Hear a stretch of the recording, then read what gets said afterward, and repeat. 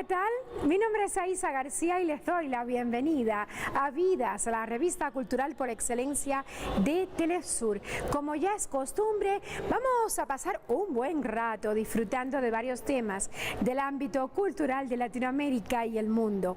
Hoy nos encontramos en el Museo Nacional de Arte en el Centro Histórico de la Ciudad de México.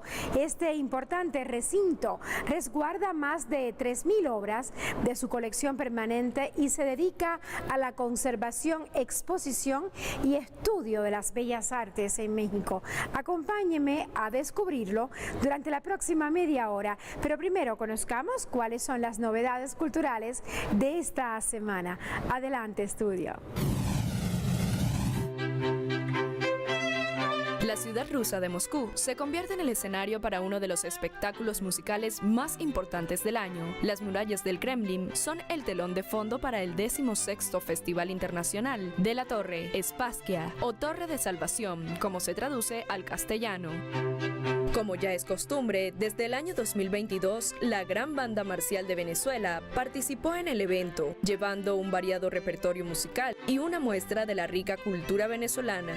El Festival Internacional de Música Militar, Torre de la Salvación, se extenderá hasta el 1 de septiembre. El evento anual es una combinación orgánica de música militar clásica, folclórica y pop, desfile de bandas militares y espectáculos de danza, demostraciones con armas, efectos láser y pirotécnicos, que lo convierte en uno de los espectáculos más brillantes y esperados por el público internacional que se reúne en la capital moscovita cada año.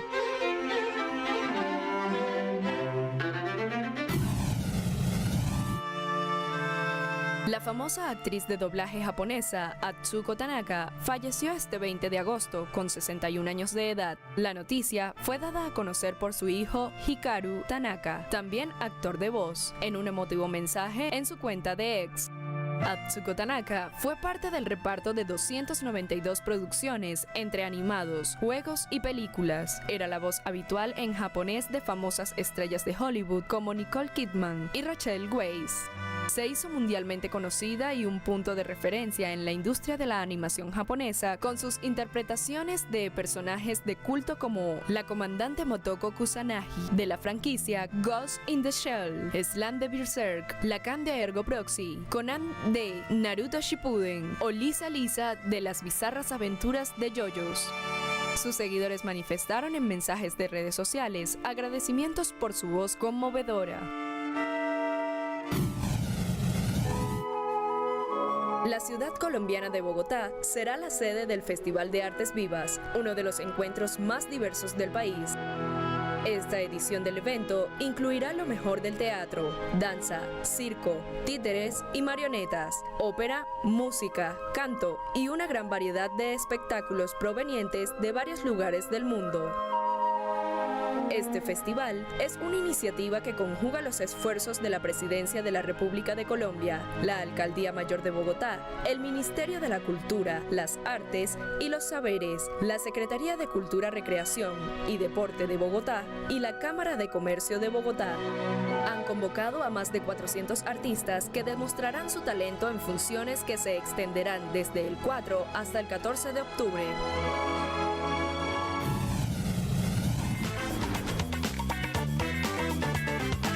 Me detengo tantito en la exposición temporal Ángeles Huestes Celestiales en la Tierra, de aquí del Munal, porque quiero que vean esta pintura que tengo a mis espaldas. Es la más antigua de toda la colección y data del siglo XVI.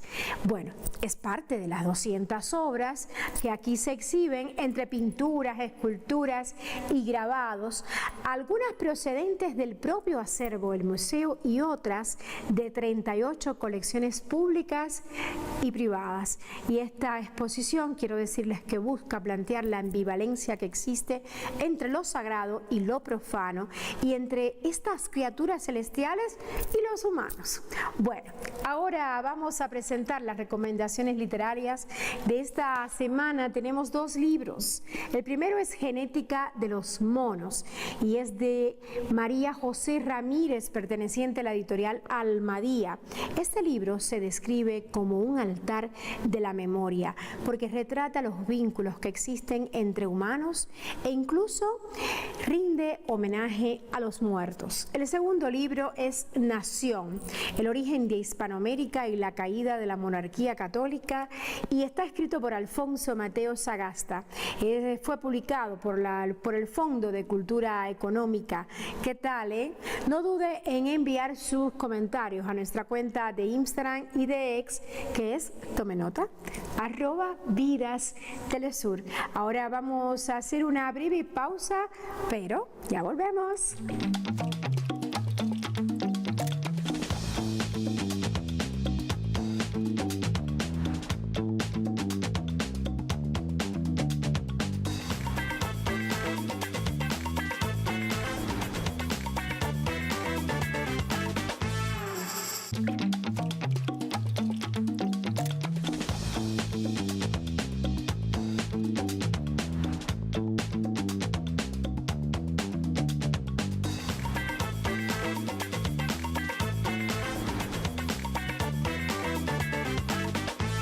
En Vidas, un espacio de encuentro y de visibilización del quehacer cultural de América Latina. Como cada semana les presentamos las mejores historias y las que evidencian la identidad y tradición de nuestros pueblos. Atentos a la historia que sigue. Un multifacético escritor náhuatl que igual es documentalista, actor, poeta y lucha por los derechos de comunidades originarias. Así podemos describir a Mardonio Carballo. Yo soy de la Huasteca veracruzana, digamos en la parte norte del estado de Veracruz. Telesur charló con él entre sorbos de café y aromas de la cocina de maíz de cacao, uno de sus restaurantes, aunque él prefiere definirlo de manera diferente. No tanto como restaurante, sino como una posibilidad de seguir buscando una reivindicación del sabor de los pueblos indígenas, el maíz, el frijol, el chile y todo aquello que conformaba la dieta que llaman mesoamericana, ¿no? Un trabajo en colectividad que reúne la labor de las comunidades, especialmente de las mujeres indígenas.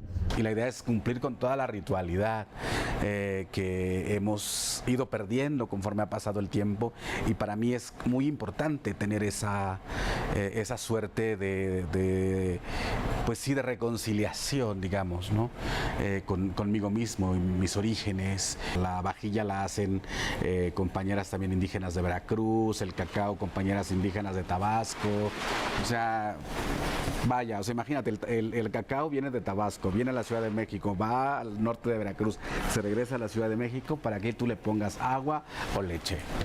Pero esa faceta es la más reciente. Su vida y obra tienen como eje su origen indígena y el despertar tras el estallamiento social de las comunidades. Me tocó muy joven el zapatismo. Eso marcó demasiado mi vida con respecto de los derechos humanos de los pueblos indígenas. Eso al final de cuentas es lo que hace que yo abrace, digamos,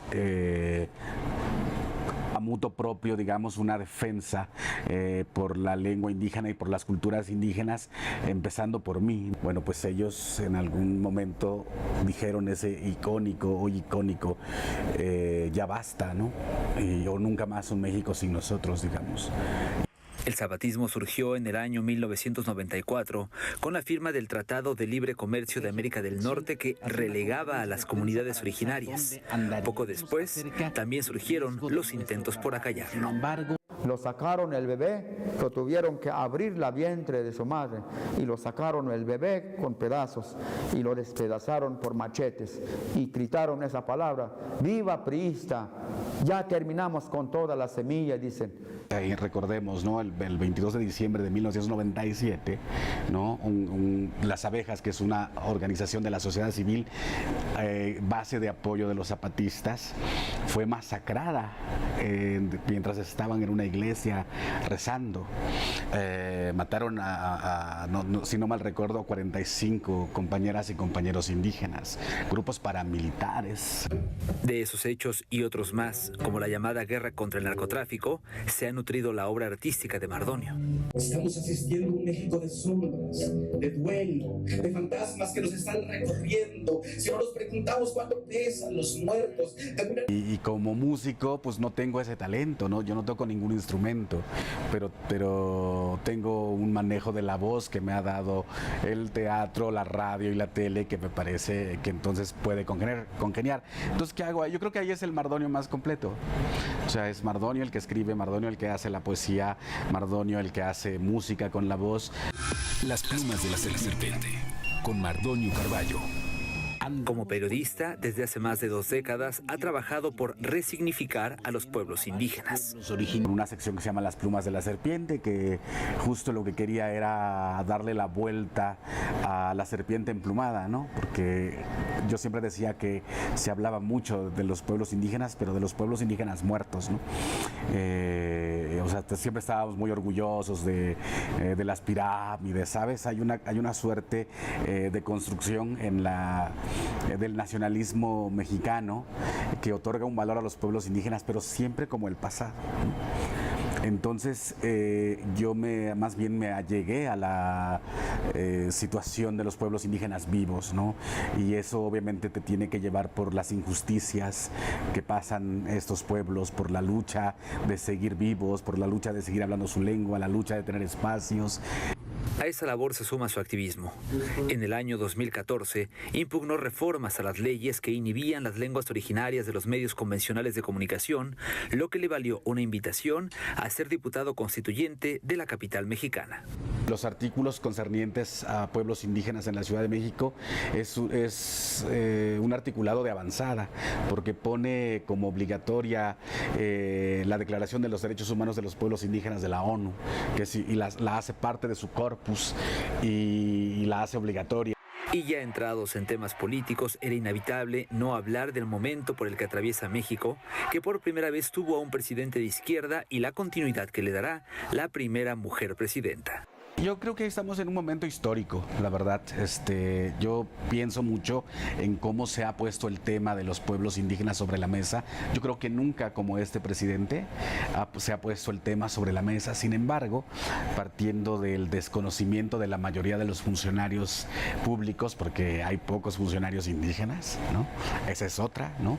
Habría que asegurar en algún momento un cierto porcentaje de curules, un cierto porcentaje de administración pública. Por ello confía en que la próxima presidenta pueda hacer más por las culturas originarias vivas de México. Y se habla mucho, por ejemplo, de las lenguas indígenas, de que hay que salvar a las lenguas indígenas. Y yo digo, sí, salvemos a las lenguas indígenas, pero para que las lenguas indígenas sigan existiendo, necesita haber gente que la hable. Y para que siga habiendo gente que las hable, necesitamos hospitales, necesitamos escuelas, porque muchos de esos niños van a la escuela, pero en realidad no van a la primaria, van a aprender español. No solo eso, van a que les digan que su lengua no vale. Y eso es violencia. Por eso el poeta náhuatl no descansa en su labor cultural. Como lo escribió en su poema titulado Nostalgia, he de mantener caliente el café y encendidos los fogones. Daniel Rosas, Telesur, Ciudad de México.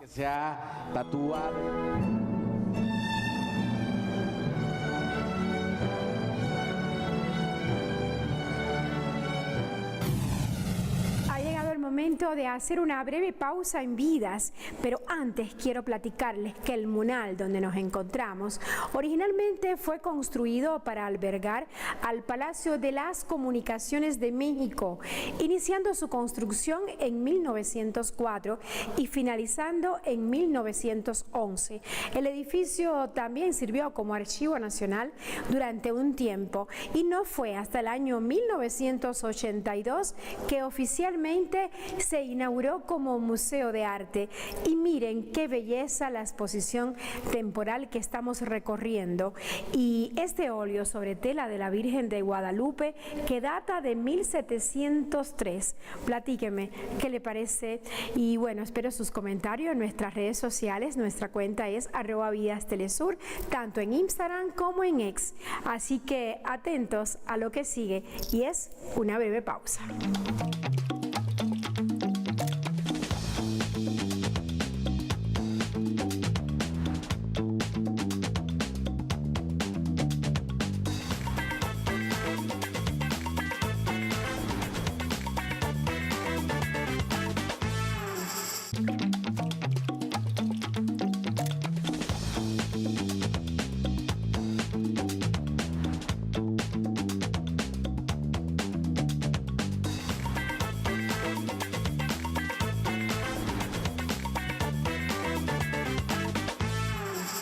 poesía es la representación de un sentimiento, una historia o una idea de un modo estético usando palabras. De esto vamos a hablar, ya sea en verso o prosa y haciendo uso de recursos como la métrica, la rima e incluso la musicalidad. Tal vez por eso nos gusta tanto la poesía. Y bueno, si quieres decirle a alguien lo que sientes, si debes desahogarte o si buscas contar algo, hacerlo con una poesía es una excelente opción. Esta es una de las manifestaciones artísticas más sublimes y hermosas que existen y esa es la historia que sigue. Atentos. La poesía es un medio expresivo nacido de la música, un canto diseñado para reunir y congregar a los pueblos ante sus misterios y su pasado.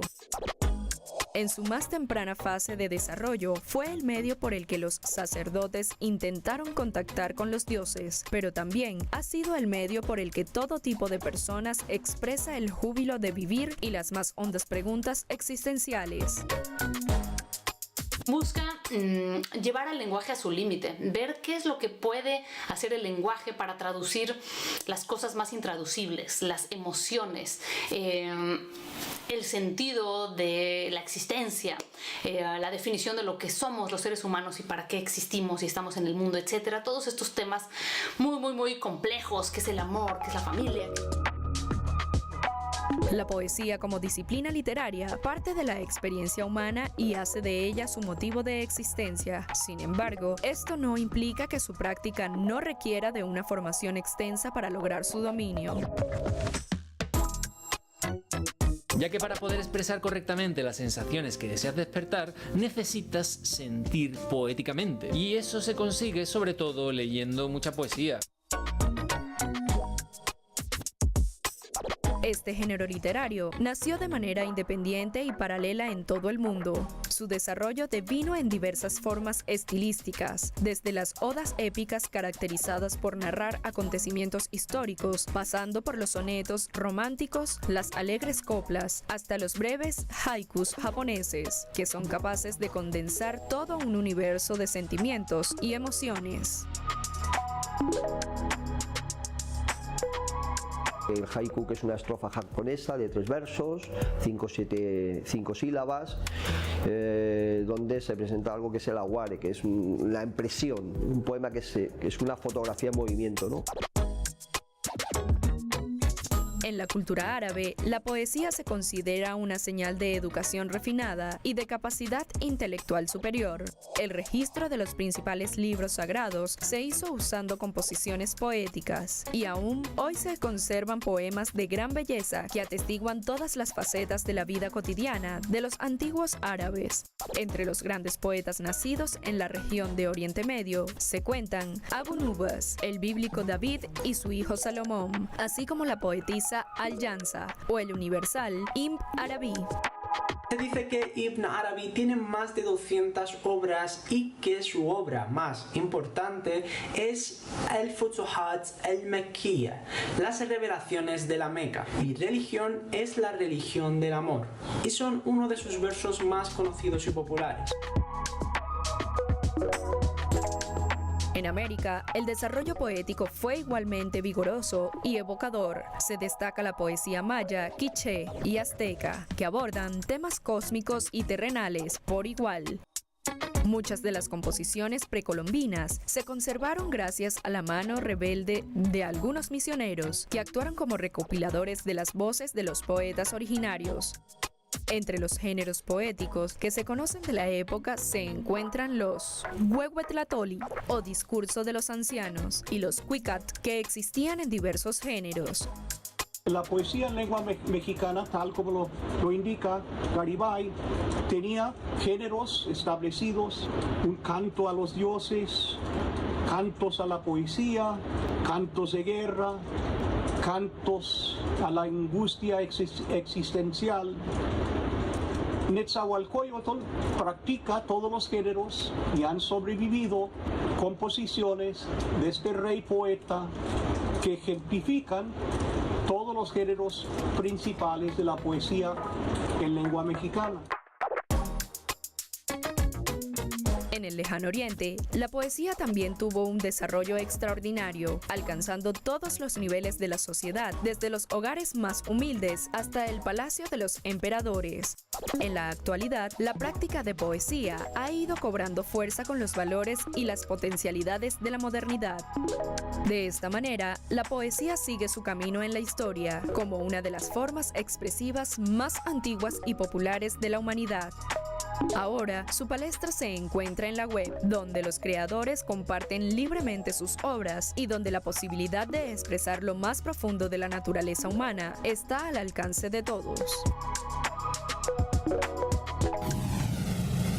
Se nos acabó el tiempo y bueno, hemos llegado al final de nuestro programa.